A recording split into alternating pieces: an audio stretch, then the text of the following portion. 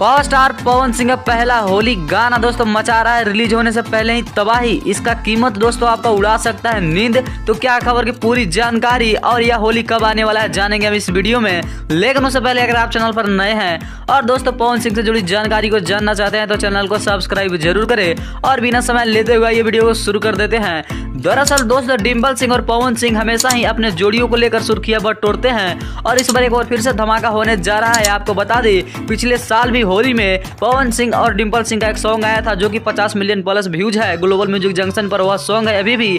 और दोस्तों एक बार फिर से यह दोनों एक और होली लेकर आ रहे हैं। आपको बता दें आज से कुछ दिन पहले आप सबने एक सॉन्ग शूट होते हुए देखा था नेपाल में, जिस गाने का नाम था आ जाइए 5 के चल जाइए नाच के। दोस्तों इसी गाने के साथ पवन सिंह ने एक होली गाने का भी शूट किया था नेपाल में ही, जिसमें आपको डिम्पल सिंह नजर आएंगी। दोस्तों आपको बता दें यह एक होली सॉन्ग होने वाला है और नेपाल में शूट किया गया है। इस गाने का बजट काफी ज्यादा हाई फाई है और यह सॉन्ग आपको सरस्वती पूजा से पहले यानी 5 तारीख से पहले दिखाई देने वाला है यूट्यूब पर। तो दोस्तों यह थी पूरी जानकारी और आप डिम्पल सिंह के इस सॉन्ग को देखने के लिए कितना ज्यादा एक्साइटेड है कमेंट में जरूर बताएं।